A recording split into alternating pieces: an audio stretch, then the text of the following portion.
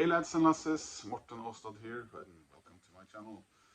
Yesterday I was out and about, just around the block from where I live. I went and had a coffee with a friend of mine, handed over her birthday present, and chatted a little bit, and then after that I went to a record store. Actually, I found out while I was waiting for her to leave that that record store had moved just around the corner from me, and also just around the corner from the coffee shop we were sitting. So I went up there. It's a place called Tiger. Funny name for a record store. Well, a tiger is kind of the unofficial mascot of Oslo.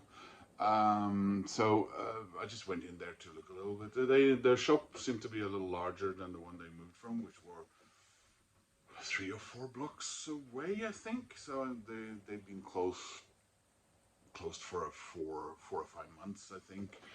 It's a strange little record shop. Very. They don't really do mainline, whatever that is, music.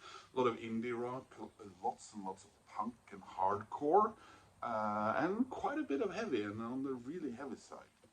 Anyway, I was just browsing around there and looking a little bit, and then there were some sort of Tupperware-like containers standing in the corner with just a strange hodgepodge of stuff, and I was flicking through that when I found this one.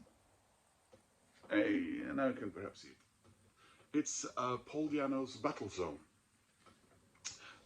It's the Fighting Back from 1986. I have owned this album from all the way back from, I think it was 1986, but on cassette. And so it's been a lot of years since I listened to this, because it's also been lots of years since I had a cassette deck or a cassette player. So you know how dangerous it is to go into record stores when you're as weak-minded as we in the vinyl community are.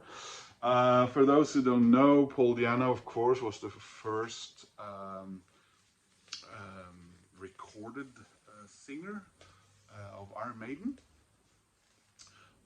He was on their debut album, and he was on Killers, a couple of live EPs, and some maxi singles, I suppose you could call them.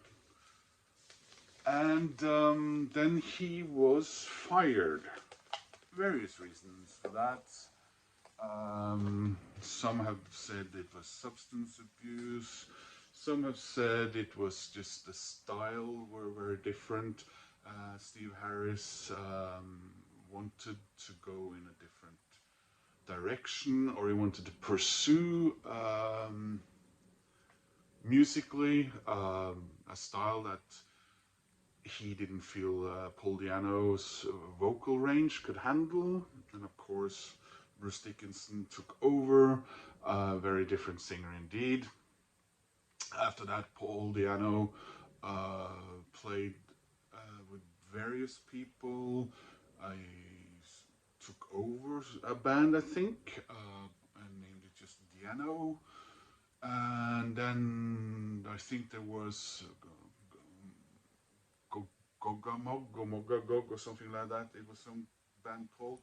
And then he had Battlezone, which lasted from 1985 until 89, and then briefly again in 98. So this is from 1986. And then there were some, these people did not get along. By the end of the band's tenure, I think all the members apart from him were different people. And then he did a stint with, he appeared on some other people's albums. I think did he play with Iron Maiden's first, did he? I'm a little unsure now. Dennis Stratton, did he play with him? And he had a band for a while called Killers. And he also then I think around 2000, since 2008, his backing band has basically been a bunch of Norwegians. They're called Warhorse, I think. A bunch of guys from Larvik in Norway. The girl who sold me this informed me of that. And he's still playing with them as far as I know, in between dealing with some major health problems. I've seen some clips of him lately where he seems to be better than he was a few years back, but performing in a wheelchair. Knee surgery in Croatia, if I remember correctly. There was a crowdfunding to help him with that. So yeah, lots of ups and downs with Paul, but always liked him.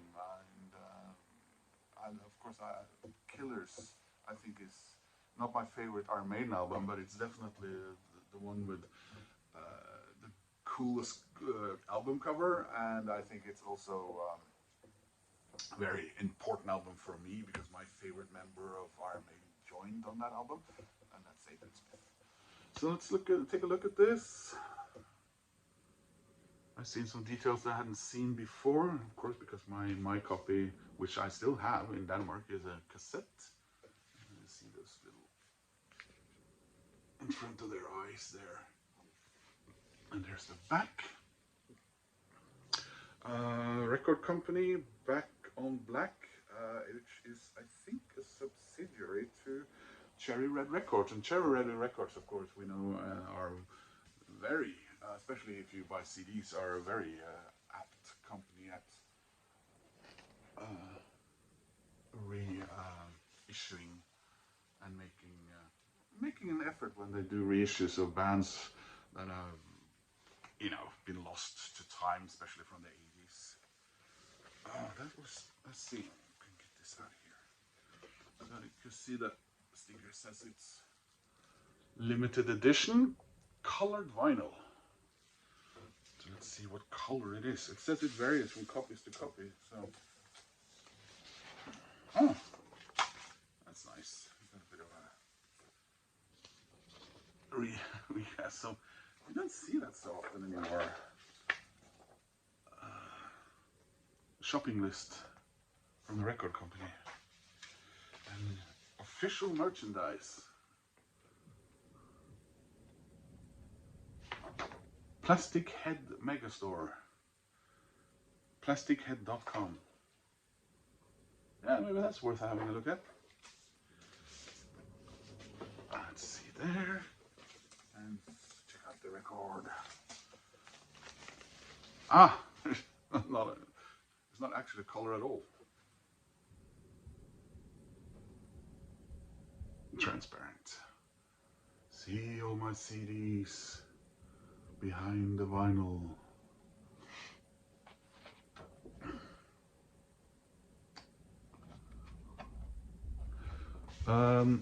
As far as writing credits go,